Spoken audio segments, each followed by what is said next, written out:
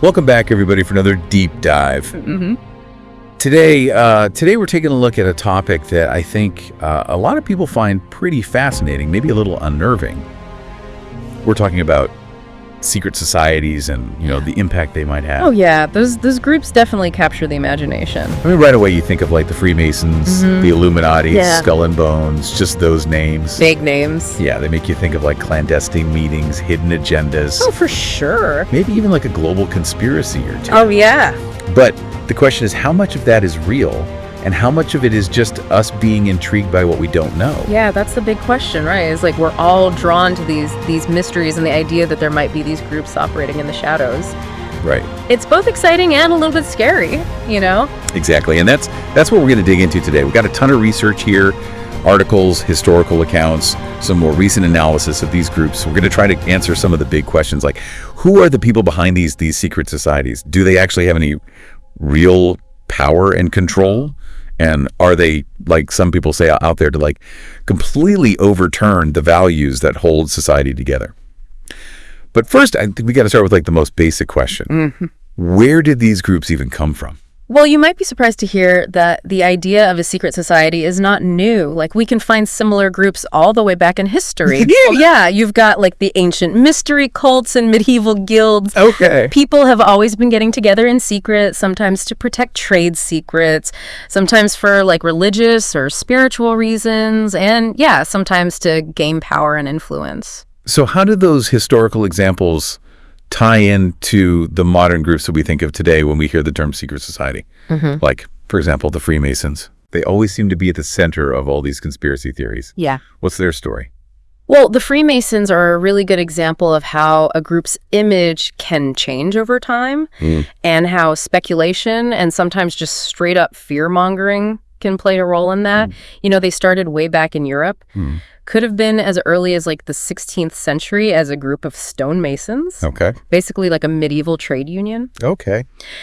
But over time, they evolved and started including men from all walks of life and began to focus on moral and spiritual development. They've got these elaborate rituals and symbols, Right. which, to an outsider could definitely seem mysterious or even sinister. Okay. So they were secretive, but were they actually powerful?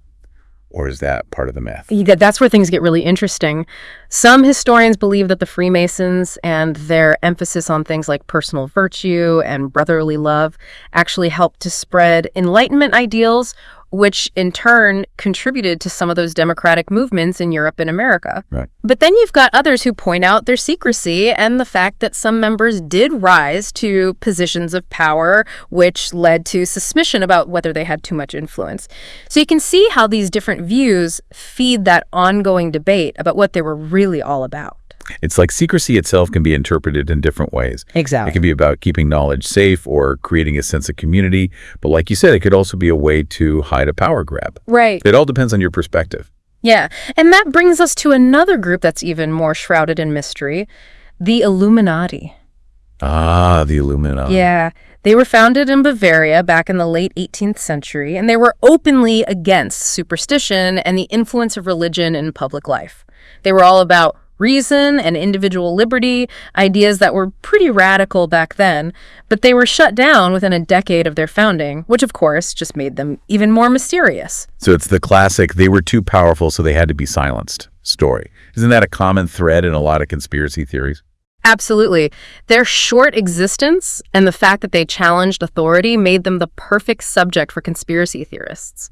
Over the years, they've been blamed for everything from starting revolutions to controlling the global financial system. But is there any evidence at all to back up those claims? I mean, weren't they just a small group of intellectuals trying to change the world? That is the big question, isn't it? Yeah. The historical records are incomplete, and it can be really hard to separate fact from fiction. Yeah. And it's important to remember that the Illuminati, as they existed in the 18th century, don't exist anymore. Right. But the name has taken on this really powerful symbolic meaning. It represents these anxieties we have about hidden power and control. It's like this idea that there's always someone behind the curtain pulling the strings. Right. And that brings us to maybe the most elite and definitely the most secretive of these groups, Skull and Bones. What's the story there? Skull and Bones is interesting because its members are so closely tied to the power structure in America.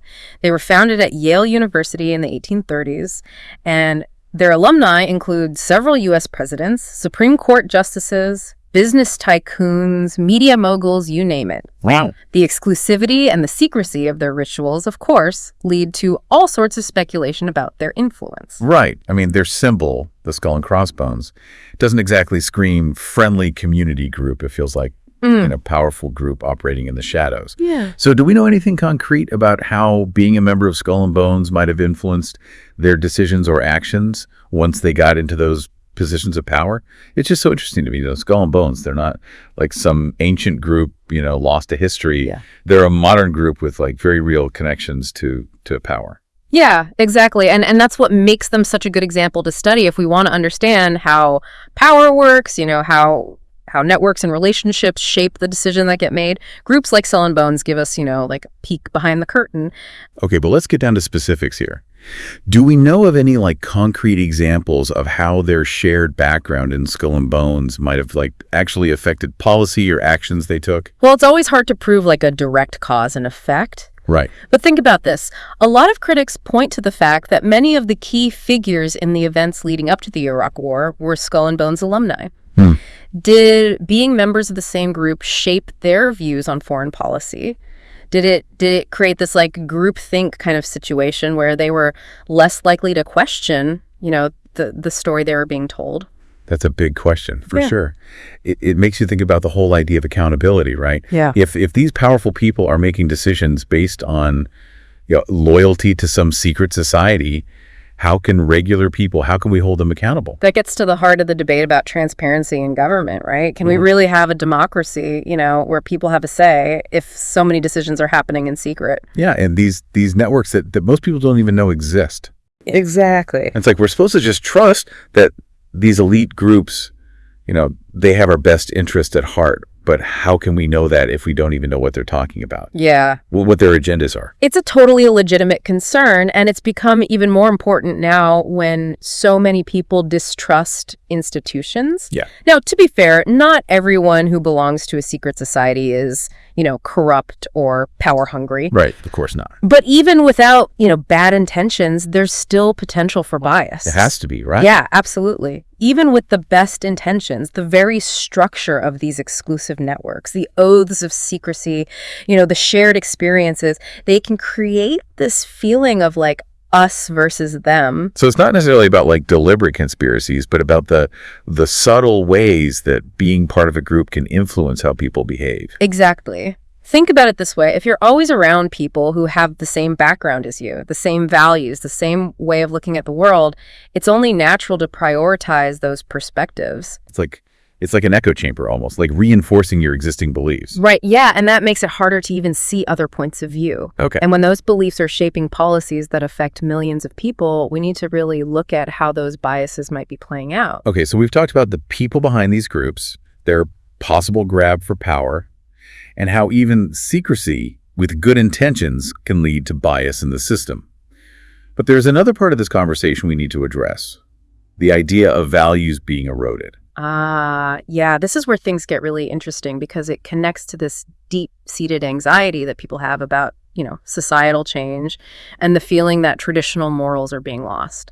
Yeah, I think a lot of people feel that, like the world is changing so fast and some of the values we grew up with just seem to be disappearing. Exactly. And some people see secret societies as the ones behind this change, accusing them of intentionally undermining traditional beliefs and institutions. Can you give us some specific examples of what that looks like? What values are they talking about, and how are secret societies supposedly involved? Well, one of the most common accusations is that these groups promote relativism, which is the idea that there's no one truth, that everything is subjective, just a matter of perspective. And how does that clash with traditional values? Well, traditional belief systems, especially religious ones, usually emphasize absolute truth, like moral codes that are seen as unchanging and universal. It's like a conflict between my truth and the truth. Exactly. And people who worry about losing those absolute truths, they often see relativism as a slippery slope, like it's going to lead to moral decay and societal chaos. But is it possible that this anxiety about changing values is just a natural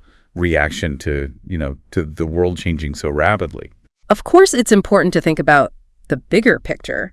We live in a time of incredible technological change, globalization, and social upheaval.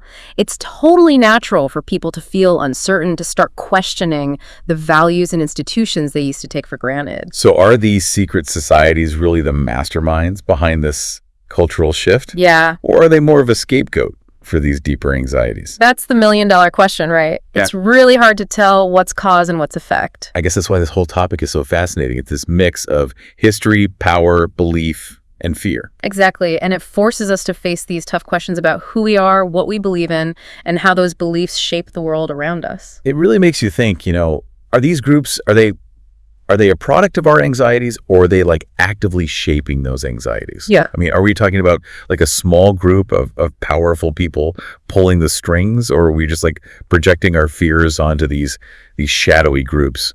I think it's easy to get caught up in the really out there stuff, especially when you see how much these ideas show up in pop culture. Yeah. You've got books like The Da Vinci Code, movies like Eyes Wide Shut. We're just surrounded by these images of, these mysterious figures controlling the world from behind the scenes. It's a great story. It's a good story, yeah. Yeah, but it also makes it harder to figure out what's real. Yeah, and then you throw in the internet, Yeah. with all the conspiracy theories and speculation, and it's easy to see how people get sucked in. You start reading about, the Illuminati controlling the media, or Skull and Bones, picking out future world leaders, and then you start seeing it everywhere. Right. And that's the problem, isn't it? Yeah. When we're so focused on proving what we already believe, we miss things that don't fit or other explanations. It's like confirmation bias in action.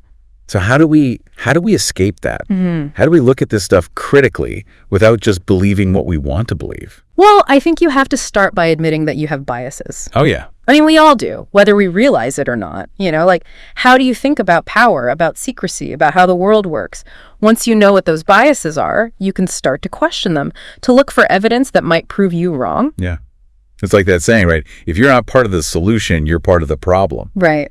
Yeah. If we don't question our own beliefs, we're just feeding the cycle of misinformation. Exactly. And it's not just about individual responsibility. We need to be having these conversations as a society.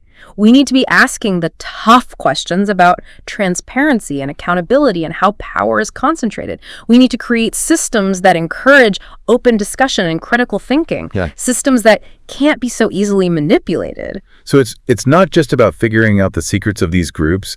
It's about understanding the bigger forces at play. Mm-hmm. It's about understanding how power works, both out in the open and behind the scenes. Yeah. It's about, having a healthy skepticism, but also a commitment to finding the truth. Well put. And I think that's a good place to wrap up our deep dive for today.